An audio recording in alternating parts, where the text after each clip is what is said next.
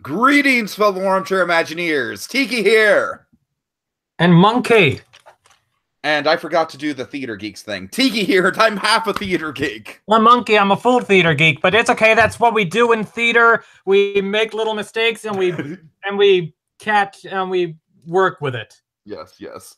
And welcome to 1.5 Theater Geeks. Yay! Some Enchanted Evening. Oh yeah, you may hear a podcast.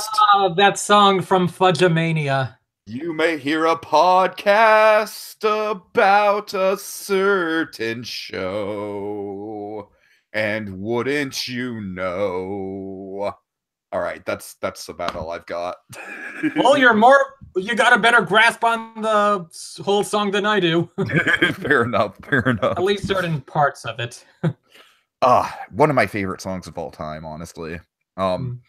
So Monkey, this is really funny because the timing of this is kind of crazy. So I saw South Pacific way back probably in like mid-February. I think I see where you're going with this. Yeah, I saw South Pacific in mid-February, a couple weeks before my Disney World trip. And I saw it a couple weekends back. Yeah, and that's like a couple weekends. And my Disney World trip is coming up. Yeah, so timing, right? Yeah, that's crazy. Okay, so I think obviously this show is going to be kind of like intrinsically linked to our Disney World experiences. If only it was called South Atlantic. Right. I mean, as far as North America is concerned, I'm already South Pacific. Okay, so Monkey, what we're going to do here is we're going to take this kind of piece by piece. We're going to first talk about our own initial thoughts on the productions. And then we're going to talk about the historical significance of this show, which there's a lot to break down there. And lastly, we'll kind of do a rundown of the show, kind of our favorite moments, the best songs, and end with a little quick lightning fire round of pros and cons to kind of round things out. Okay, so Monkey, I will go ahead and start. I honestly had no idea what to expect from this. The one context I had was I didn't even watch the whole movie, Monkey. I just watched the one song with Thurl Ravenscroft in it. Can't blame you. I mean, of all the songs. By the way, it's just fucking hilarious because the Thurl Ravenscroft voiceover when you watch that clip is so out of place. I remember I checked out that clip, and then like the guy who sings after that, like lots of things in life are great, but brother, that guy sounded like Kermit the Frog. Oh, I know what you're talking about. Yeah. There is nothing like a pig. Oh God. Okay, I mean not worth nothing, but it's. I'm picturing the Swedish Chef as a meal. Oh God, it's fucking bizarre that the movie doesn't lead with Some Enchanted Evening. Yeah, they switched it around, right? They switched. It starts with Bloody Mary. Yeah. Weird. Anyways. So Monkey, I had no idea what to expect from this. The only reason I really saw it is because I'm Tiki, I'm an island guy. I kind of have a fetish for... You're an islander. You are an islander. Pretty much. Like, I have a fetish for anything that's, like, on an island. Like, I love Lost. I love Survivor. I love Come From Away. You know what I mean? Like, I'm sure there's plenty more examples I can think of. Super Mario World is my favorite Mario game. That's set on an island. It's like, for some reason, there's something intrinsically linked in me where it's like, I love the island setting. And of course, naturally, the Tiki Room probably being the biggest extension of that. You're a Tiki Room fan? What? More so a Tiki Room fan on the Disneyland side of things, but I digress. Anyways, so I really didn't know what to expect from this, and not for nothing, but Roger and Hammerstein is definitely not, I don't want to say it's not my cup of tea, because after this show, I'm excited to see another production of them. It's just not necessarily what you would go to first, I'm guessing. Exactly. Yeah. Like, when it comes to theater, for me, I kind of gravitate more towards the modern end of things. Like, I would kill for a chance to see something like Avenue Q or Book of Mormon or Aladdin or Lion King. Lion King, and then of course In the Heights is probably like my big bucket list show to see. Yeah. But someday, seriously, what the hell is my area waiting on within the Heights? I don't get it. It's like, is there just a lack of Hispanic people in my area or what? Anyways, so going into it, really didn't know what to expect. Coming out of it, Monkey, I'll say this much. Hamilton is definitely the more memorable experience because, of course, that was like a whole big event unto itself. And, obviously, like when Hamilton first came out, I never thought I'd get the chance to see Hamilton. Then thanks to your awesome family, I did get to see Hamilton, and it was amazing. And the Pantages and all that, and my whole like, oh my God, it's what I say, what I compare it to. The Beauty and the Beast ballroom on steroids. Yeah. It's like the Beauty and the Beast ballroom on steroids. I was there a few days ago. I think some kid walking in said like, it's like the haunted hotel at Disneyland. It is kind of like that too. So Monkey, even though Hamilton, I don't think I'm ever going to see a show that's going to be as memorable of an experience as Hamilton. I mean, unless you and I make it out for a Broadway trip or something, who knows? Hey, maybe one day. Maybe one day. Trust me, man. I'd love to do that. And eventually, yeah, if I make it up there, just like visit me, see my show, see some other stuff. Yeah, exactly. Fingers crossed. But this is definitely my favorite live show that I've ever seen. There's a difference between favorite and best overall experience because obviously with Hamilton, it's like the equivalent of seeing like a world-class band live. You know what I mean? It's like there's that level of energy, there's that level of excitement, there's that level of holy shit, I can't believe this is actually happening and it's on stage right now and it's in front of my eyeballs. You know what I mean? Insert room where it happens joke here. Pretty much. But South Pacific was just, I fucking love South Pacific. I mean, and Hamilton references South Pacific. Yep. Wait, how does Hamilton reference South Pacific? You've got to be carefully taught. If you talk, you're gonna get shot. How is that a South Pacific reference? You've got to be carefully taught. Okay. It's been a while. Yeah. What I love about this show is pretty much the framework for modern Broadway as we know it. This show was almost like a thesis statement for everything. It amazes me the fact that this show came out so close to World War II actually ending. Because my God, it holds up. I mean, it holds up fantastically well. There's a lot of points watching the show, at least the production I saw, where I just had this feeling of this is so exciting. It's like watching a movie, the way the scenes kind of flow together. And Monkey, just to kind of speak to the Disney world of it all, I don't know about you, but Bali High is very, very, very strongly connected in my mind of like, when I think of Bali High and I think of that mysterious island that, that has everything you could ever dream of, like they are singing about Disney World when they are so singing about Bali High. It's so sweet. Like that was exactly what was going through my mind watching the show at the time. Like, yep, soon I'm going to be at my own personal Bali High. So, Monkey, I know you didn't love this show quite as much as me, but, this isn't a La La Land situation. You still liked it a lot, right? I wouldn't say a lot, but I like it enough, yeah. Okay. Some elements more than others, and maybe some of it was the production, like, production-wise.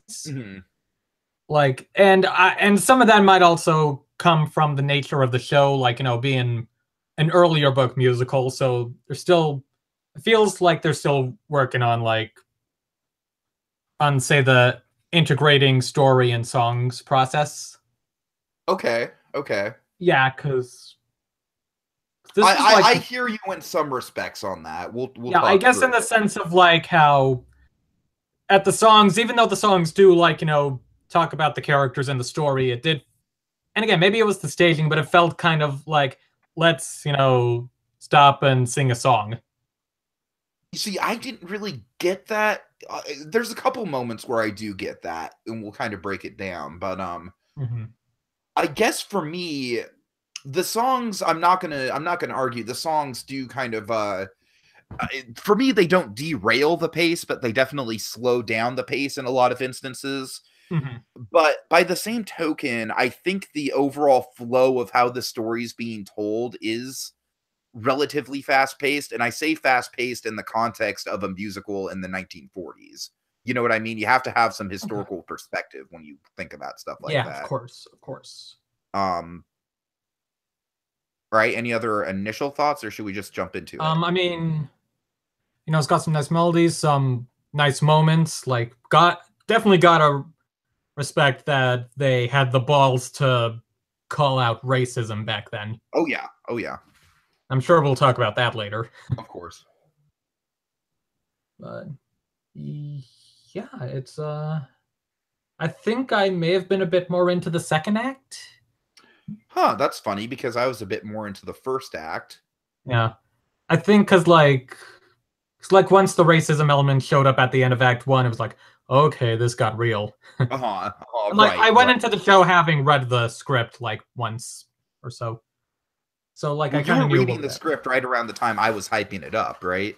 Yeah. Yeah, because I was also like reading up on it to prepare for when we were gonna do it before. Sure. I mean, this podcast. But it's actually probably for the better that podcast got delayed, so you would actually have a chance to see the show. Yeah. So, but yeah, and I guess also it was kind of nice, having like I guess having more of the actiony, like poignant dialogues in the second act. Well. Yeah. Okay. Yeah, maybe like a what appeals to me thing. Yeah, for sure. Like I said, like the island setting in and of itself, kind of like to me, I love two things, Monkey. All right, I love island stuff, and then I also love stuff with a historical context behind it. So this show was just hitting all the marks. It's exactly why I love the Tiki Room, because the Tiki Room is a great mix of that island culture that I so love, and also like walking into the Tiki Room is literally like walking into a piece of history. Oh yeah. So yeah, speaking of that historical element, like obviously just put an exquisite Broadway theater with history on some island and we'll both be satisfied. Oh, I know, right? That would be amazing. Do you know if Hawaii has any theater scenes in it? It might, but maybe not as much as the mainland. I mean, that makes sense, but I would be very curious to go see a show like South Pacific in Hawaii. It depends. Who knows if it'd even still be open, like, whenever you make it to Broadway, if you do, but once on this island...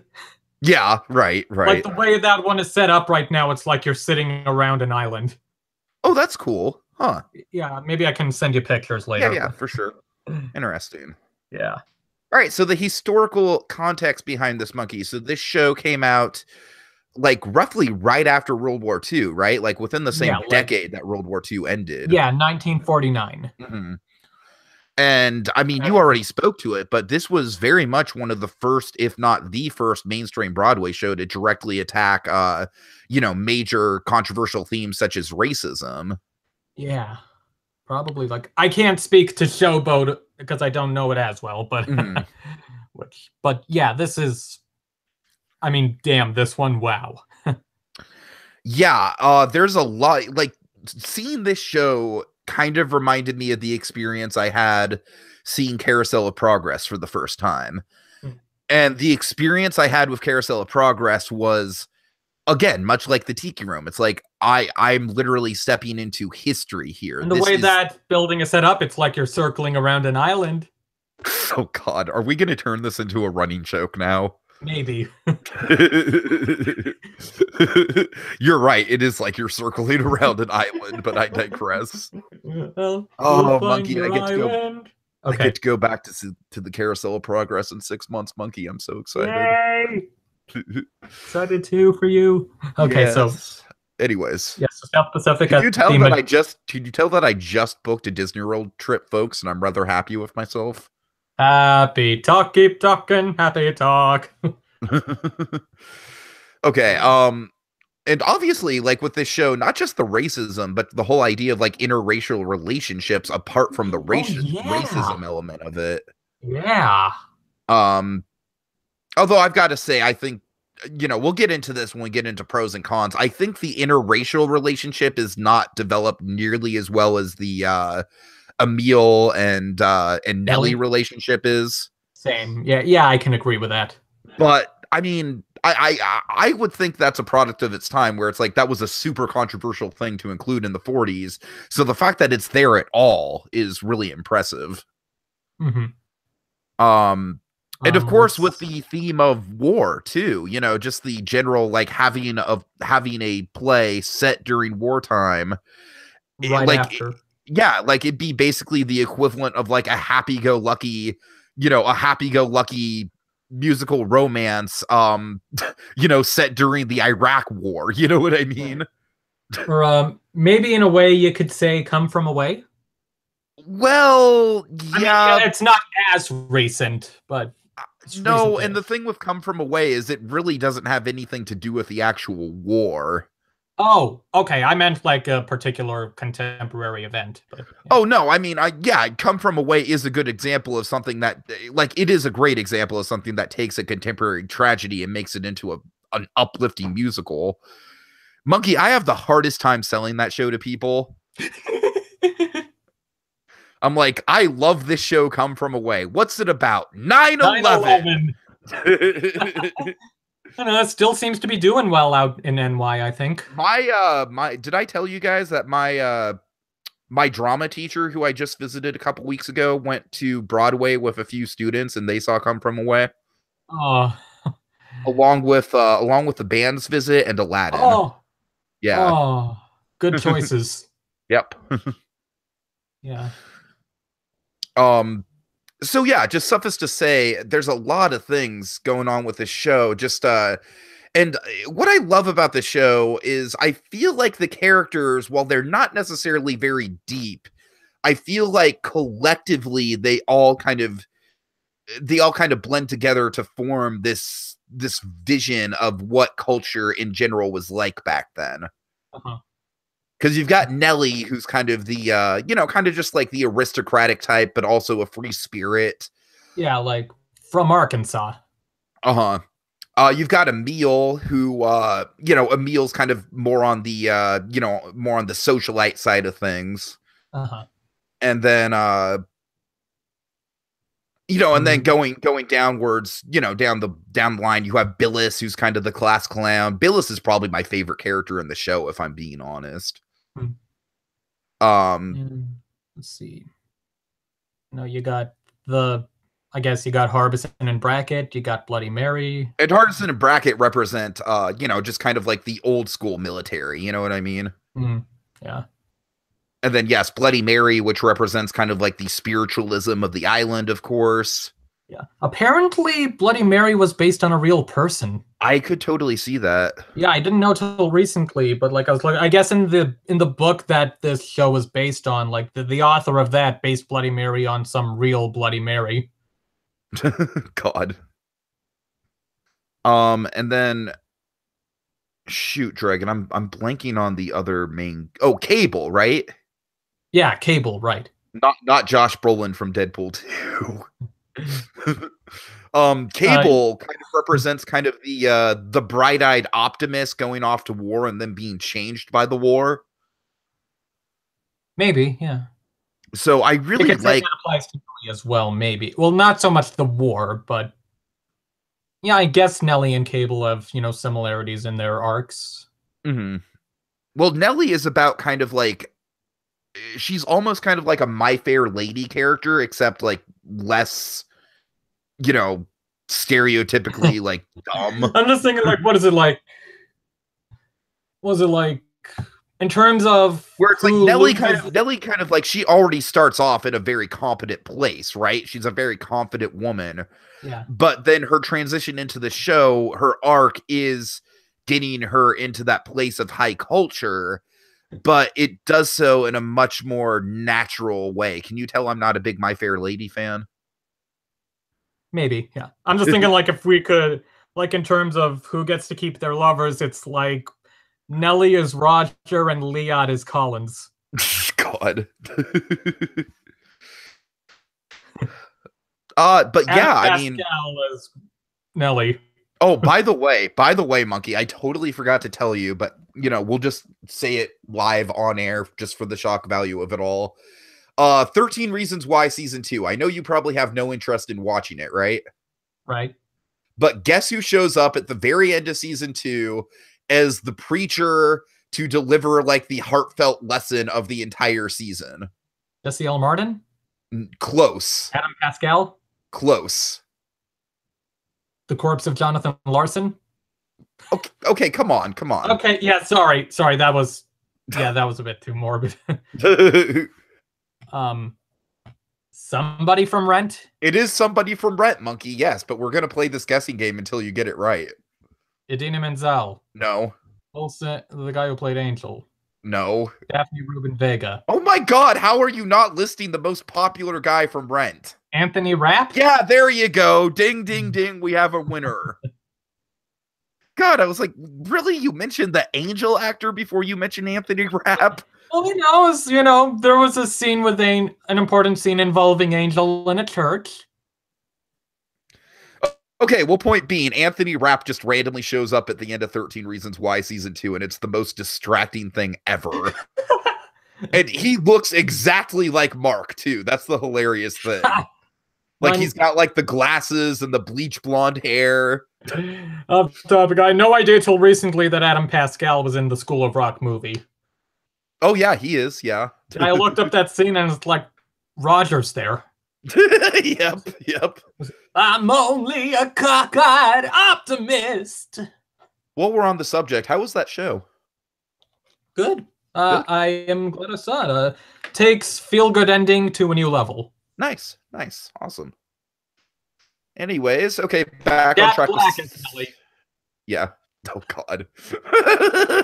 God. Well, actually, honestly, after seeing Jumanji, I would be down to see Jack Black play any gender. Yeah. Okay, but seriously, back in line with South Pacific. Do you want to kind of talk through the show itself now? Okay. Yeah. Okay. I mean, we don't have to go through it like beat by beat or anything. Otherwise, the only historical thing I can comment on is like, it was in the Majestic Theater, which currently houses Phantom of the Opera. So I like to imagine what it was like in that theater watching this show when it debuted. Uh-huh. And also tying in with the historical element you mentioned of like its place in musical theater history. Basically, like this set the benchmark for like the pop culture musical theater event. Mm-hmm. Which is a big deal, folks. I mean, without this show, you don't have stuff like Hamilton or Rent or Wicked or any of that shit. Mm-hmm. Okay. All right. So, Monkey, as I already mentioned, the opening numbers in the movie and the show are radically different. And I don't know about you, but I think starting with Some Enchanted Evening is a good way to start. Just saying. Just saying, maybe a little bit better than There's Nothing Like a Dame. Although I do like There's Nothing Like a Dame, but... So, yeah, so the show starts in kind of the high society with Nell's date with Emil. By the way, before I forget to mention it, the Emil that I saw in this production, amazing. Like, literally the best live performer I've ever seen anywhere, Monkey. Like, from all the concerts I've ever been to, from all the Disney park stuff I've ever seen, this guy was the best live performer I have ever seen. Yeah, I mean, I liked my guy's voice, but I do wish I could have heard yours. I really wish you could have too. I wish there was like a clip out there or something just so you could compare it. Yeah, it would have been nice to see your cast. I mean, we're talking like this guy... His voice, folks, his voice was just like, it was just velvety, like, oh my God, it just melted you. You know what I mean? Oh, and he was part of the San Francisco Opera, too. Mm-hmm. Okay, anyways. So, so we get that little introduction, and I do like how we kind of, throughout the show, we're introducing kind of like, we're contrasting high society of the island culture with the basically we have like the three main settings going on. We have like the high society culture, we have the natives, and then we have the army base. And I like those three contrasting points of view because what it I hadn't really thought about that. Yeah, because what that does for the show is it gives it a sense of time and place, and it gives it a sense of like, even though this is one small location where everything is happening, there's a lot of moving parts to this. You know what I mean? Like there's different subcultures throughout the show. Yeah. Oh. Okay.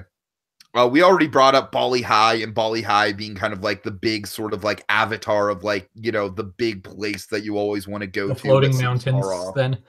What? You said avatar, so I said floating mountains. Yep. Let's see.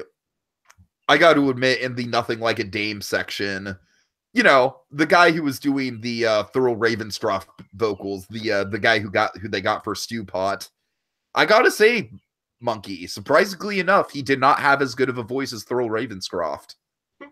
I was very disappointed. No, in all seriousness. Let me see. I'm trying to because here's the thing, folks. I saw the show way back in February, so it's like my memory of it is a little spotty, even though I loved it. I'll send you the wiki page. Oh, please do. That'd be very helpful. Yeah. There is nothing like a page.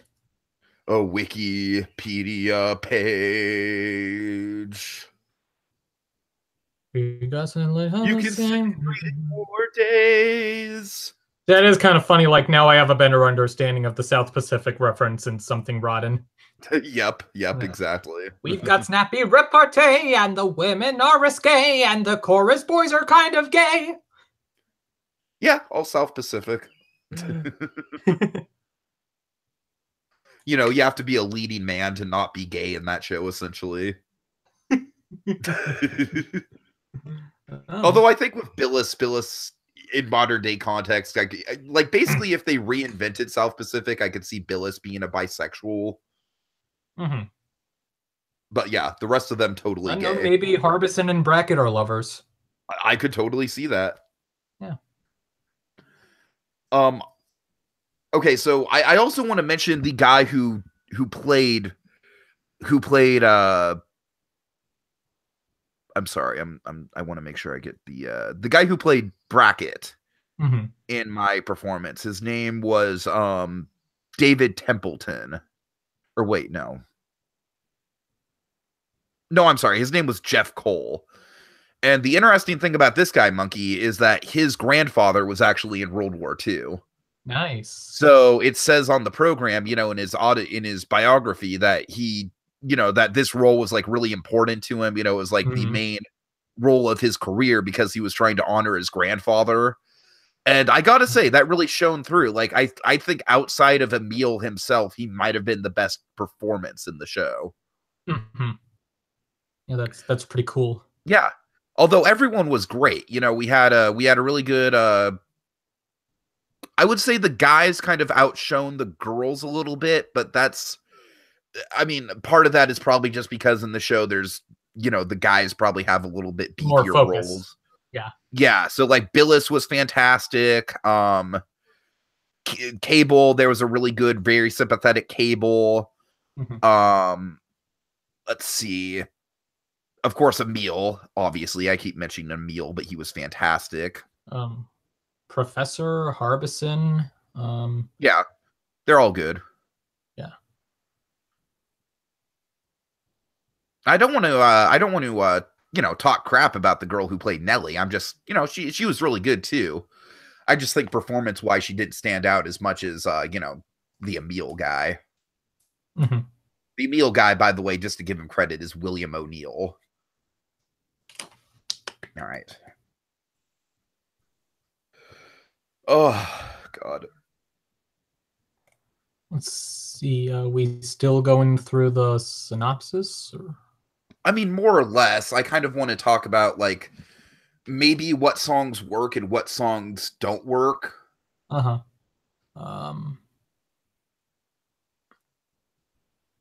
Basically, I think everything up until I'm gonna wash that man right out of my hair is pretty much flawless. I can go with that. Yeah. And then the problem I have with I'm gonna wash that man right out of my hair, one, I love the gag with Emil afterwards where he's like mocking Nelly. He's like, and he's like singing the song in like a sing-song little girl voice, That was hilarious. But especially with the actor I saw it with, because the actor I saw it with is like this super duper professional big opera guy, Um but the song itself, Monkey, I think kind of speaks to what you were saying earlier about I think that's the first song in the show that kind of stops the story dead in its tracks to recap stuff. And then it doesn't. And then immediately after and then right after that song, he's like, "No, I'm in love with a wonderful guy." Yeah, and that is a problem. I'm not going to deny that. That is a problem pacing wise. Uh-huh. But then, my God, then we get Younger Than Springtime. Which I hope you like that song as much as I did. Sorry, it's not one that comes at me as much as some of the others. That's okay. That's okay. Yeah. It's Cable's main song. Yeah. I don't. I just think that song kind of like if I were to put a single out for this show, I'd put Some Enchanted Evening on one side and then Younger Than Springtime on the other side. Uh-huh. Because I think those two songs complement each other really well. They're both very, very classical, very elegant pieces of music that really carry themselves. Yeah, I guess in my case, it's kind of like, yeah, the love ballad. Okay. I mean, I see what you mean, but for me, Younger Than Springtime is literally the love ballad with like a Fair capital enough. T. You know what I mean? Uh-huh. Again, it kind of goes back to the historical significance of it all. Yeah, maybe it'll grow on me. For sure, for sure. Yeah, like maybe it's probably one of the ones that I was least familiar with going in. That makes sense. That makes sense. I mean, with this show, you've got your Some Enchanted Evening is probably the most well-known number in this show, right? Among them, yeah. Yeah.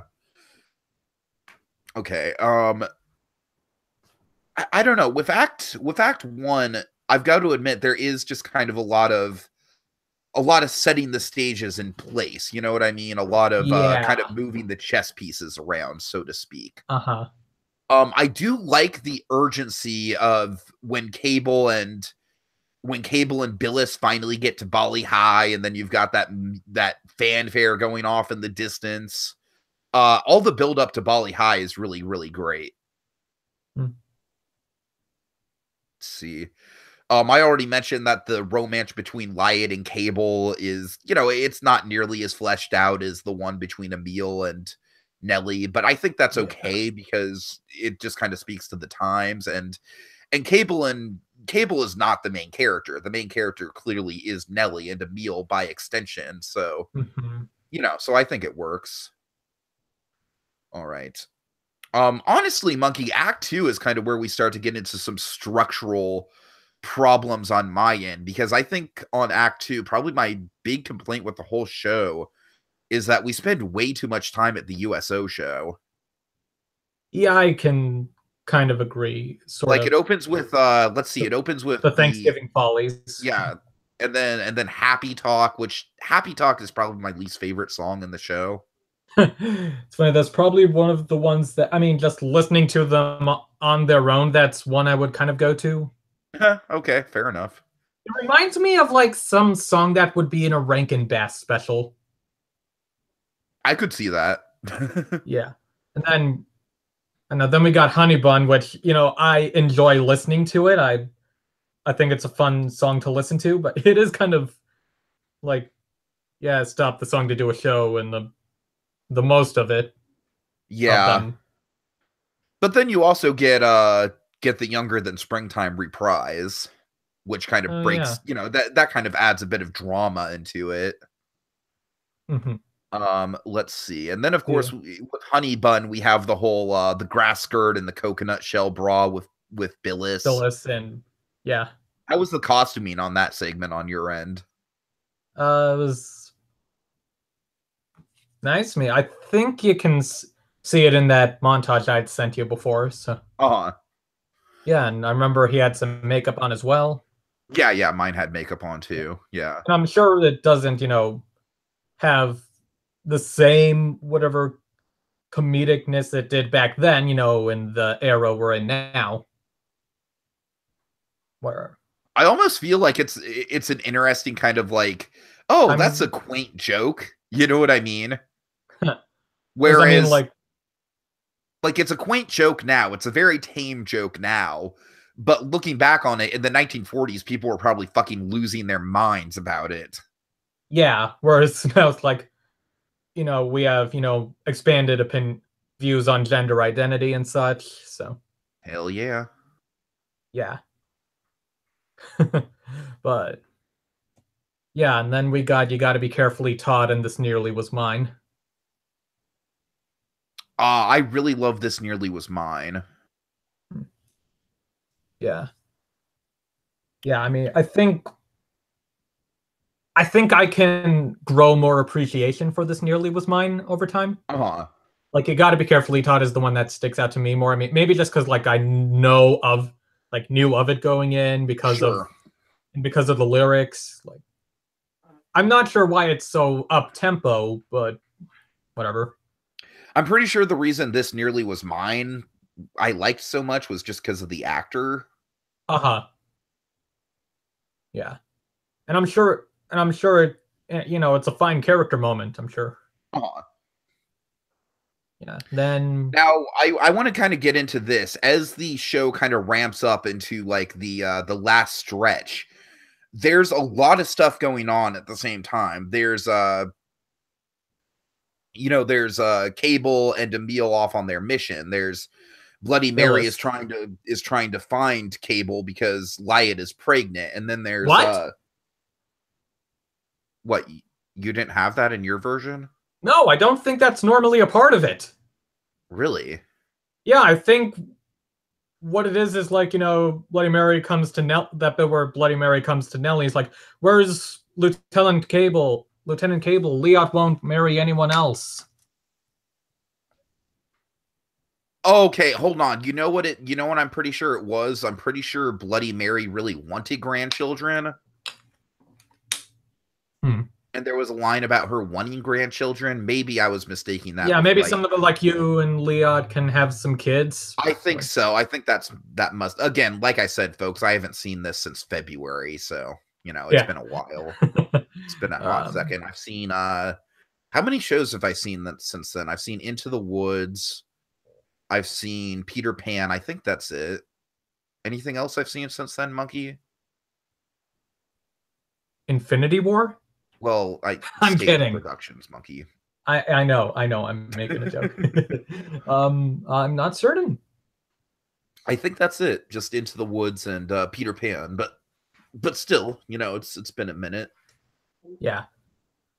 But yeah, you got like Emil and Cable, you got whatever Miss whatever stuff Billis is causing. Mm-hmm. I never did get to throw you in the brig, Billis. That's one of my favorite lines in the show. And then it goes, "Oh yeah, we're gonna be working together. How do you like that, Billis?" Or was maybe I'll save that for the highlights. And yeah. And then happy ending. I love the ending, actually.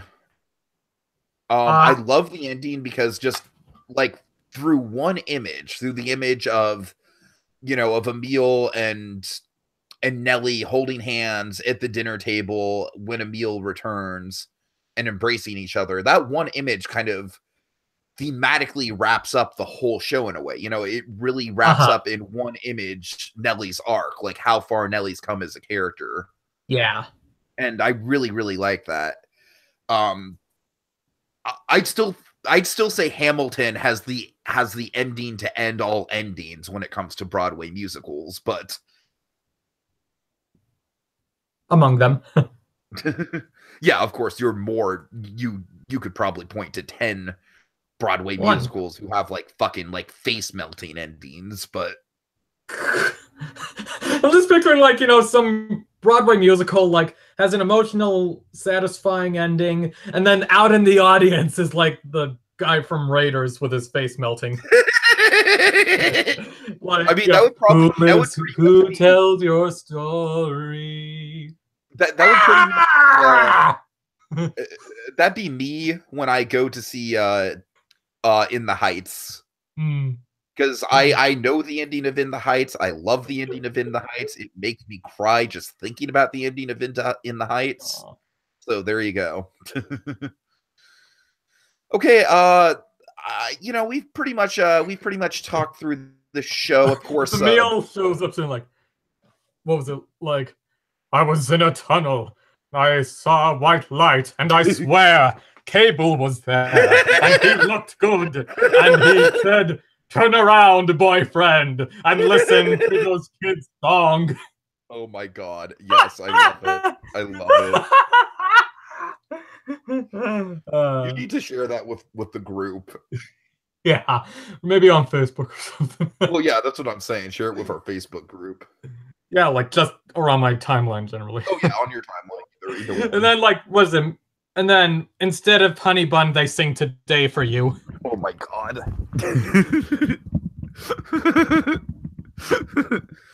But yeah, Cable died. That was kind of a bummer. Yeah. Something I wasn't expecting, honestly. Yeah. I'd say that this is better handled than the male side lovers' death in King and I.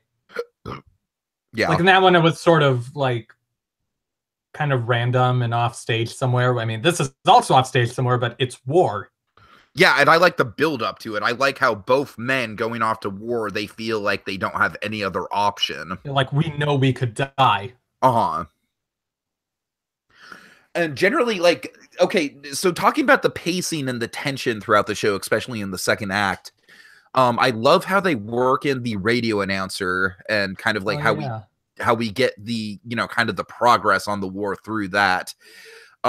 There's also moments in the show, it's hard for me to even put this in words, but it's like by the time the third act rolls around, and when I say the third act, I mean just like, you know what I mean, kind of like just the kind of everything building up. Not technically the third act, but if we were to break it down like a movie, you know what I mean.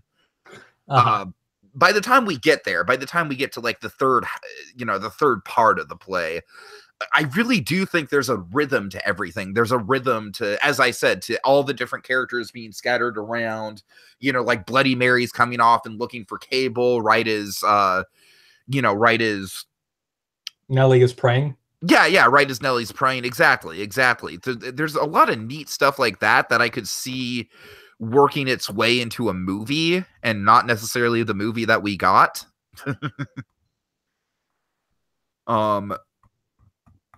And then I guess with highlights, I've already gone over most of mine. I love Some Enchanted Evening. And, just generally the Younger Than Springtime, of course. Dragon Monkey, I think I'm like, I think I'm leaning more towards all the love ballads in the show, where you kind of lean more towards the more lighthearted songs. Yeah.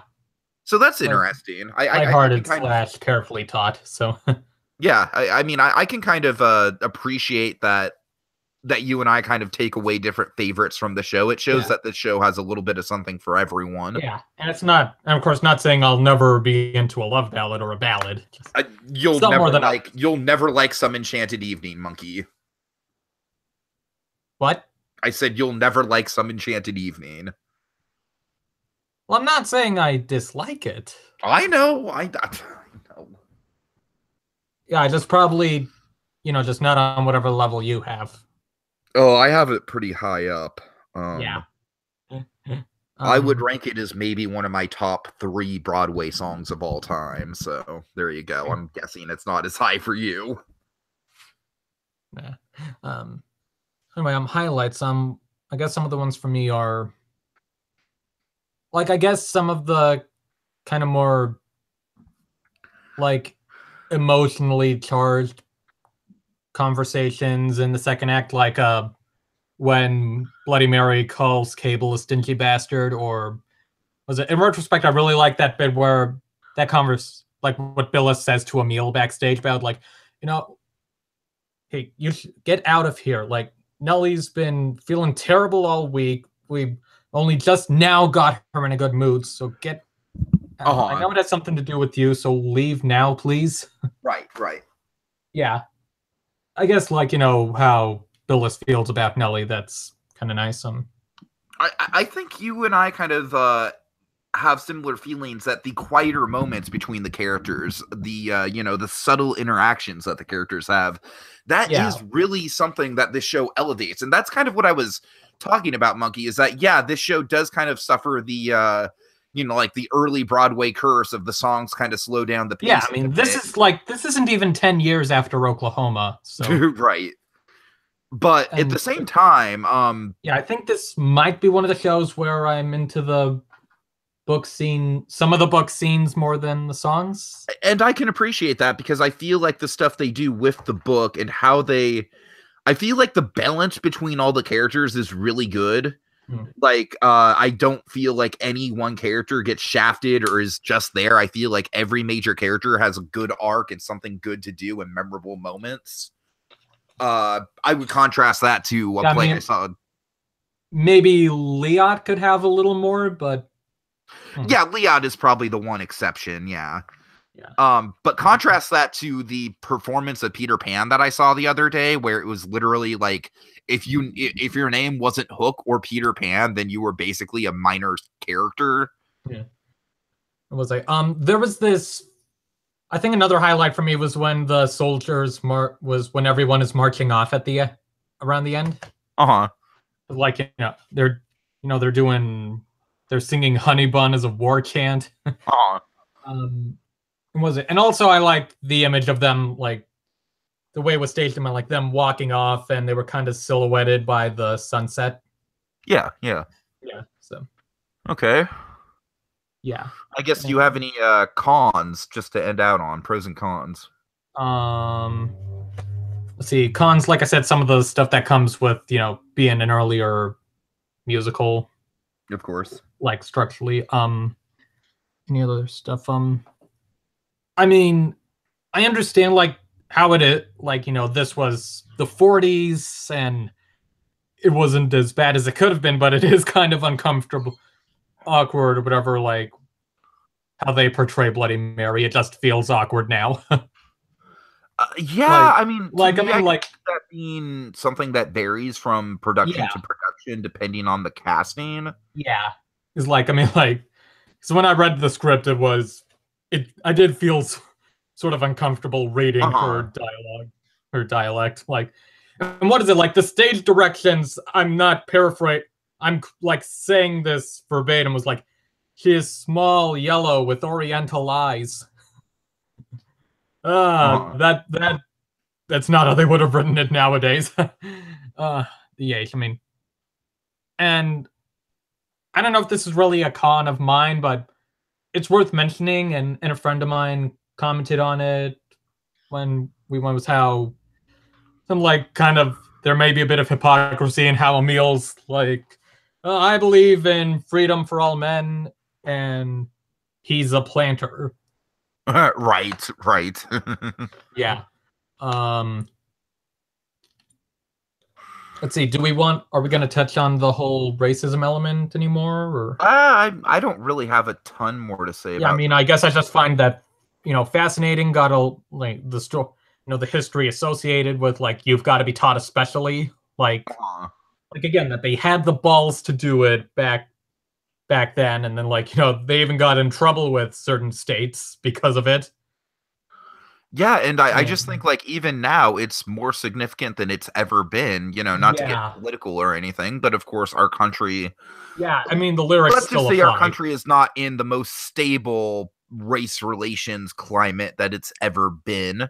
So it's good to see a show like this, and I'm glad. I feel like a show like this is kind of getting a little bit of resurgence in the mainstream, because I think Yeah, of course. You know, because I feel like it does speak to a lot of themes that people need to hear. And I also just think it's a very classic show and it needs to be seen by people. Yeah. There's one element pertaining to the racism thing that I might mention, but just for the sake of keeping my production ambiguous, I might just tell you off air. Okay, whatever you want to do. Okay, but because we're pretty much like wrapping up at this point. Yeah, let me just say that it's a choice that I'm guessing is not a normal choice, but I actually really appreciated them doing it. Okay, cool.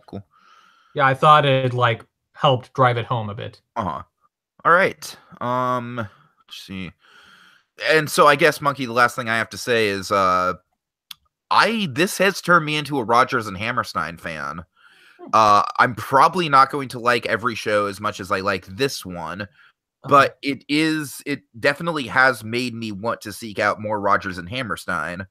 And the next Rodgers and Hammerstein show I'm going to be getting a chance to see, unless like some weird circumstance allows me to go see a production of a Roger and Hammerstein show up where you are. You know, you never know with or that. In New York. Yeah. Well, I doubt New York, but I know Carousel's on right now. Yeah, I know, but I'm just saying, I know. I'm more likely to get up to Southern California than I am to New York between now and next year. Yeah. But next year, around the same time in May, they're going to be doing Roger and Hammerstein Cinderella. So is it like the one that was on Broadway 5 years ago? I guess so. I mean, if it's because I guess like the one on Broadway was like the first time it was actually on Broadway, the one I associate with, the version I associate with the Rodgers and Hammerstein Cinderella is the Brandy one. Yes, the Brandy one. Yeah, because like this one that like the version I saw was like the most recent one, which had like a new book and such. Mm-hmm. So like some changes to the story. So I don't know exactly how Cinderella fits in with the Rodgers and Hammerstein catalog, technically speaking. Well, I'm still interested enough to check it out. Yeah, I'd say it's a wild card. Like, me personally, like out of the ones I haven't decided if I'd say like between this and King and I, there's like things that work for both shows. Mm-hmm. Like, I may like the story of South Pacific more, but maybe thought King and I was pulled off more strongly. Sounds in some ways. Right. Yeah. Okay. In any case, Sound of Music is still definitely the best I've seen. I keep forgetting that's Rodgers and Hammerstein. Yeah. Cool. Sound of Music is just something where I don't know if I'd have the patience to sit through that, because I barely have the patience to sit through the movie. Well, you get an intermission. Yeah. Is it a 2-act or a 3-act? 2. Oh, it's only 2 acts? Yeah. Huh. I'm surprised because the movie's like 4 hours long? I think 3. I mean, well, how long is the South Pacific movie? Like, I don't know, like 2.5 hours. Yeah. I remember like the first act of South Pacific felt long, so like 90 minutes or something. And then when I saw Peter Pan and the first act was literally just the nursery stuff, that was surreal. Yeah. Like sometimes like there might be one intermission, or like we'll lower the curtain for a few minutes between acts, but between one of the acts, but yeah. All right. So yeah, final thoughts on South Pacific. I am very, very glad I got a chance to see it. This is one of those shows where if it came back around, or if they were doing it at another theater, I would leap at the chance to see another production of it. And of course, I don't want to take your experience away from you. Yeah. Just to kind of see how, how different productions compare to each other. And also because of the historical context behind it, which is why I have no problem going to see the Carousel of Progress like 3 or 4 times on a Disney World trip. You know what I mean? It's like, I just love the experience of doing the history behind it all. Yeah, or hell, like why I geek out. One of the reasons I geek out over Broadway theater so much. Exactly. So. Yeah, like, hell, I would... Like, Majestic Theater, I've been in that theater. So, like, somebody sat in that seat watching this original show. Yeah, right. Yeah. All right, Monkey. Thank you so much for joining me this fine evening. I hope you have a wonderful trip to Disney World, my friend. Same. And yeah, well, you get to go in 6 days. I get to go in 6 months. Something like that. It's probably close. It's probably quicker than 6 days on your end. But you know what? I just want the symmetry of 6 days, 6 months. And neither of us has been staying at the Polynesian resort. Nope. Yeah, I'm staying at All Star Music this time around. But hey, it'll still be awesome. Yeah, musical, there's your connection. Ah, there we go, folks. All right. Some Enchanted Evening. 101 pounds of fun. That's my little honey bun. You will listen to a podcast. You'll listen to a podcast about a couple dorks. Podcast talk, keep talking, podcast talk.